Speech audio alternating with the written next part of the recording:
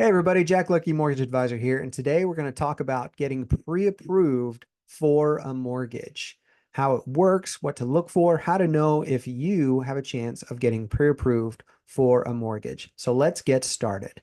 So first off, these are the questions you need to be able to answer in order to get pre-approved for a mortgage. So you're looking to find out how much money will the lender loan you. Are pre-approved for $100,000 house, a $200,000 house, a $300,000 house? How much are they willing to lend you? What purchase price can you afford? How much money do you have? How much of a monthly payment can you afford? What can you afford? How much down payment are you going to require? And what's your total monthly payment? And does that fit into your personal budget? So these are the things that you want to find out when you are getting pre-approved for a mortgage. Now, real quick, one thing I have down here, this is not a guarantee. So pre-approvals are generally not guaranteed. You may get pre-approved to buy a house, but you're not fully approved to buy a house just yet. That process generally happens while you're under contract, but we'll get more into that later on. Okay, so when a lender is looking at your application to decide if you qualify to buy a house, they're going to look at the 4 C's of credit: capital, capacity, credit history, and collateral. And we're going to break these down over the next few slides. So these are the 4 categories of things that a lender is looking at before they approve you for a loan. So the first one is capital. Do you have money? You are going to need money to buy a house. You need money for down payment. You need money for upfront loan fees or closing costs. You need to pre-fill your escrow account. You need money in reserves to pay the mortgage payment if you lose your job, things like that, money for moving expenses. That is the key. So the first C is capital, and it is all about money. Do you have money? Secondly, capacity. Capacity is repayments. Do you have the capacity to repay the loan? You're getting a loan for, $100,000 payable over 30 years in monthly installments. They want to make sure that you have income that can support paying off that loan. They're going to look at your current income, your history of your income, any future earning potential, if you have raises scheduled or things like that. They're also going to look at the amount of money that you have owed, your debt to income ratio, which we're going to get more into that later on. So that's the second one: capacity, or ability to repay the loan. Getting into debt to income ratio. So first off, you need to understand your total house payment is commonly referred to as your PITI, which is principal and interest, taxes, and insurance. So this is your mortgage payment. This is what is all broken down to into that. So the principal and interest payment, as we discussed in the last video about mortgage basics, is the fixed payment that you are paying for the life of that loan. If you get a 30-year fixed rate mortgage, which is the bread and butter of mortgage loans out there, it is fixed for 30 years and that payment never changes, and that is your principal and interest payment. Then you have your escrows, which is your taxes and your insurance. So those are 2 bills that typically come out once a year, sometimes twice a year, depending on different states, that you have to pay. And the lender typically pays those for you out of an escrow account. They add it to your mortgage payment. The amount goes into the savings account every month, and then they pay those bills when they come due at the end of the year. Also, you have PMI in a lot of cases. If you are buying a house and you're putting less than 20% down, I can almost guarantee you are paying some form of PMI, and typically it's added to your monthly loan payment. And then also there's condo association fees. These are included in your mortgage payment. Well, they're not included in your mortgage payment. You typically pay those separately, but in the mortgage qualification, they're counted in your debt to income ratio as part of your house payment. We'll get more into that right now. So this is the debt to income ratio. This is a calculation that lenders use to determine how much of a loan payment you can afford. So the way you calculate your debt to income ratio is, first you start with your monthly gross income. Now, this is gross income. It is before taxes. It's before any deductions. It's before anything. This is your gross total monthly income. And this is for you if you're applying as a sole person. If you're applying as two people, it's both of yours combined. And so this is your total monthly gross income. Now, one thing a lot of people do when they're trying to calculate this on their own is, let's say you get paid every 2 weeks. They're going to take two paychecks and say that's my monthly gross income. And that's fine if that's how you do your budgeting, but that's not how the lender is going to do it. What they're going to do is they're going to figure out your annual income. So if you get paid every 2 weeks, you want to take your regular paycheck and times it by 26. Or if you get paid every week, you times it by 52. And that gets you your total annual income. And then you take that number and divide it by 12. And that gets you your true gross monthly income. And that's the first half of the debt to income ratio. The second half is your existing debts. And this is going to be when you're buying a house, this is going to include your new mortgage and any other debt that you have. Now, this is just debt. This does not include car insurance or phone bills or utilities or tuition or any of those kinds of things. It is just things that show up on your credit report, like car loans, credit cards, student loans, things like that. Those are going to be included in your debt to income ratio. So how do you calculate your debt to income ratio? So there are two parts of your debt to income ratio. There's the front end, which is your housing ratio, and that is the debt to income ratio on just the house itself or the mortgage payment. And then you have your back end ratio, which is the true debt to income ratio on the back end ratio. So different loan programs are going to be more specific than others. A lot of them will just look at the debt to income ratio, the back end ratio, but there are a few loan programs that pay a special attention to the front end ratio. Most notably, USDA loans specifically have requirements around the front end housing ratio. So the way this works is you take your total mortgage payment, and that's your PITI with your mortgage insurance, your homeowners association dues, all of it expressed as a monthly number. Sorry, that's this line right here, expected PITI. And then you take all your other debts, your car loans, your credit cards, whatever you have. So in this example, this person has a $300 car loan, $60 minimum credit card payment. So when you're calculating this, it's not whatever you do pay. Hopefully you're paying extra on your credit cards, but whatever shows up on your credit report as the minimum monthly payment is what's going to be included here. And then you take your expected mortgage payment, and that gets you your total debt payment. And so then when you go to calculate your debt to income ratio, you're going to take that number, the total debt, divided by your gross monthly income, and that gets you your debt to income ratio. So in this example, this person has a 42% debt to income ratio. Just for your own knowledge and understanding, the common debt to income ratio that a lender is looking for, it varies on different loan programs, but typically what they're looking for, whoops, I hit a button. Actually, we can go ahead and go to that. But the typical debt to income ratio that most lenders are looking for is going to be like 42 to 45% for most loan programs. And some of them go as far down as like 39%. And then some of them will go as high as like 55% debt to income ratio on some loan programs. So this is just another way that expresses that same thing. This just kind of shows you, the expense ratios of different categories. So the orange is like your other expenses that you have. You have 36% of your income is going towards your house payment and then 6% to other debts. So this is just another way to express the debt to income ratio and how that works. Okay, next one is credit. Now, I'm not going to spend a whole lot of time on credit because I have an entire 4-part video series on credit already that you can watch separately. And if you really want to get nitty-gritty into credit, you can watch those videos. But just real quick, your high-level overview of credit is, do you pay your bills on time as agreed? That is the most important thing on credit. That's what they're looking for when they look at your credit is, do you pay your bills on time as agreed?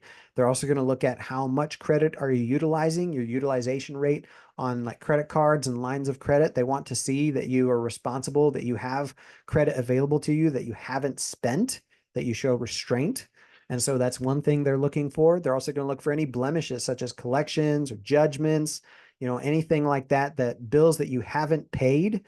That's going to be a big thing when they check your credit. And that's going to be a big thing that's going to drag your score down if you have those.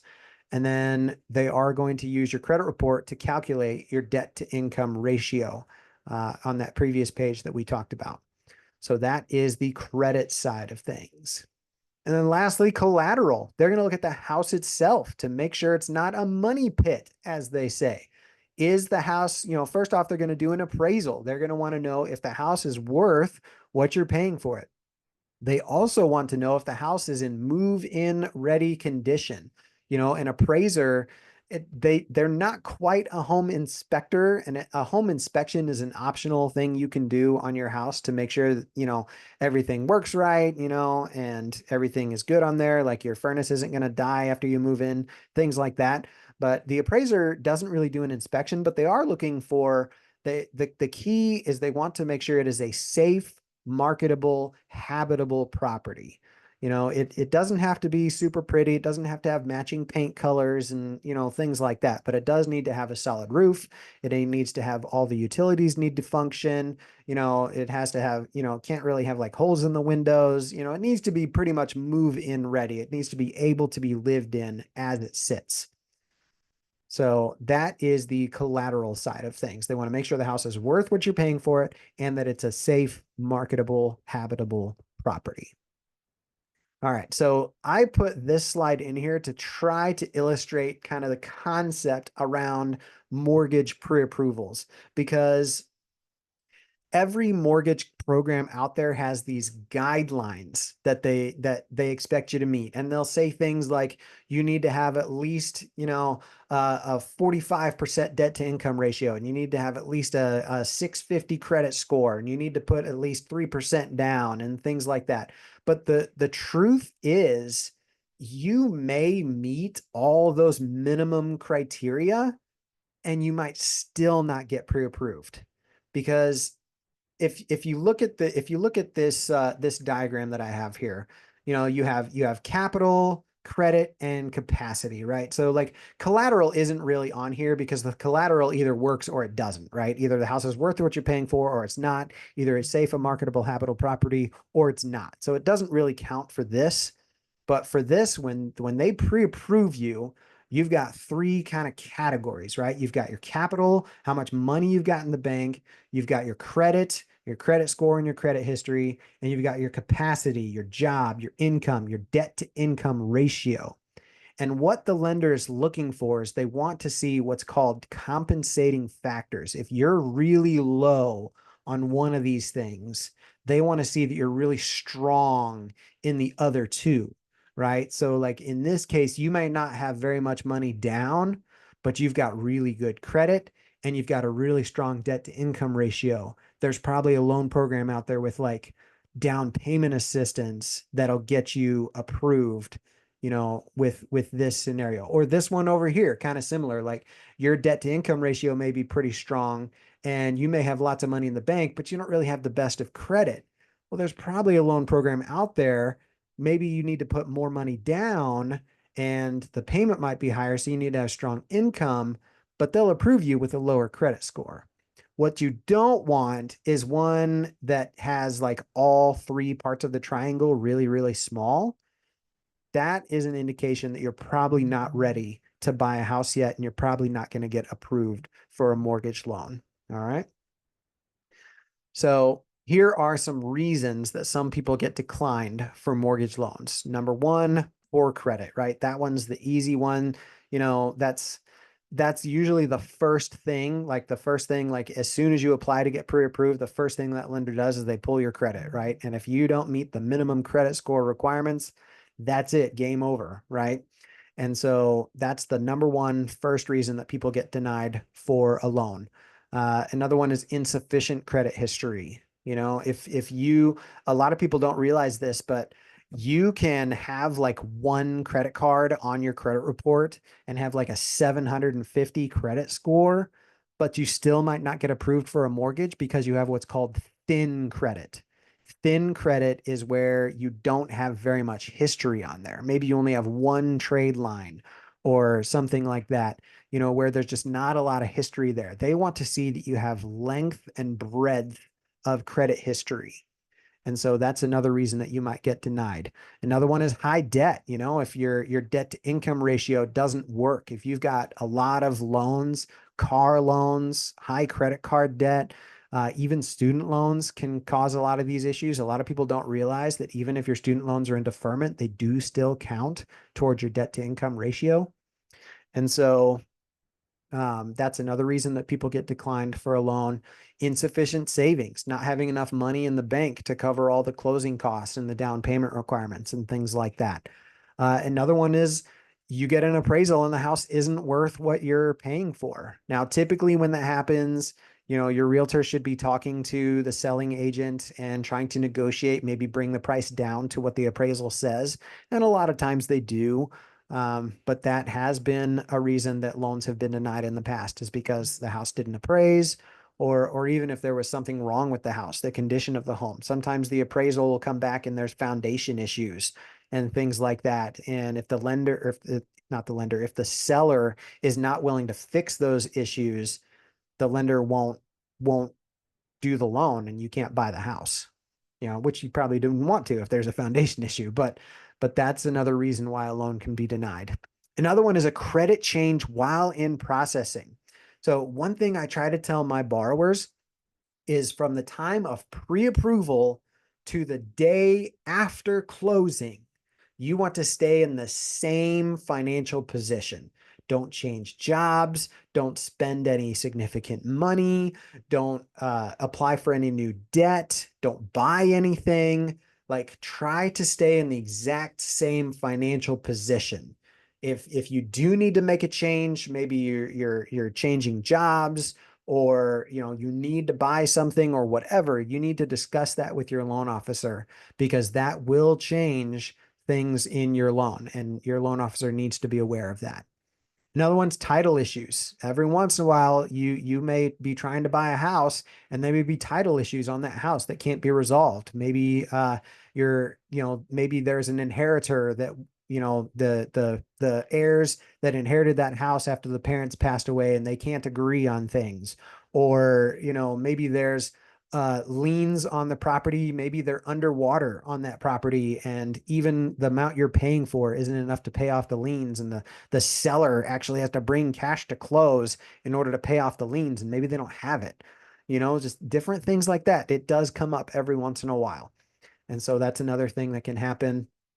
Or if you can't get homeowners insurance, some of these properties, I mean, a lot of people don't know this, but sometimes different properties are uninsurable because they've had too many claims on them in the past. And I've heard of this happening. I can't tell of any specific examples, but I've heard of that happening before, where someone couldn't get a house because they couldn't get insurance on it because that house just had too many claims. So these are all reasons that you might get denied for a loan, or that a home purchase might fall through. All right, and that brings us to pre-approval. So once your lender has measured your capacity, your capital, your credit, and the collateral, well, typically not the collateral at this stage, it's really the other three, you are pre-approved. But there are three different levels of pre-approvals. So level one is pre-qualified. So this is the lowest level of a pre-approval. It's the easiest one to get. It basically involves your lender just doing a credit pull and just taking your word for it on your income and your assets, and they'll give you a pre-qualification letter. Now, in today's market, it's very much a seller's market, and you really want your pre-approval to be strong. I don't recommend using a pre-qualification letter at all. You really want to be at least on a level two, a true pre-approval, not a pre-qualification. So on a pre-approval, the loan officer has done a credit check on you. They've also reviewed your pay stubs, your W-2s, and your bank statements, and they have verified that information that it is correct. And they've also run it through an automatic underwriting system. And this is the automatic underwriting system for the loan program that you're going to try to use. And what an automatic underwriting system is basically a supercomputer that they feed all the information about your loan with your credit history, with your income, your assets, everything in there. And it basically spits out a yes or a no. And really that is like the most important thing, because after that, when you go under contract, when you're like going to buy the house and you're in underwriting, the underwriter is basically taking that automatic underwriting approval and just verifying that all the documents support what was fed into that system. And so as long as everything matches, you're good to go. So if you have a good loan officer that knows what they're doing and knows how to calculate income and all of that, you're just fine with a level 2 pre-approval. You should be good to go. But if you really want to have peace of mind and you really want to have a strong pre-approval letter, you can also go for a loan commitment or a fully underwritten pre-approval.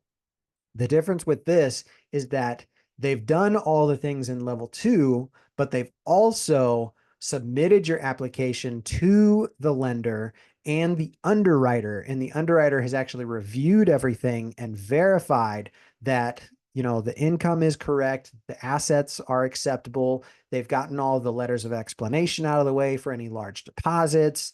They've calculated the income and the debt to income ratio and everything and given their full stamp of approval. And you have loan commitment. When you have that, your underwriting is pretty much done. All you have to do is find a house. And all you're waiting on when you go through the purchase transaction is title work and appraisal and homeowner's insurance. And that's pretty much it. So it makes the process a lot easier when you're actually under contract. There's a lot less work and stress going on, but because you do it all on the front end. So that's basically the 3 levels of a pre-approval. So for most home buyers, you can get away with the level 2 just fine. I don't recommend a level 1. I don't recommend just a pre-qualification letter. You really want to at least have a full pre-approval. And if you can get one, if you really want to have a strong offer and you want to have peace of mind that the deal is actually going to go through, you can get a fully underwritten pre-approval or loan commitment. So there you go. There are the basics of getting pre-approved to buy a house. Hope this has been beneficial for you guys. Thanks a lot.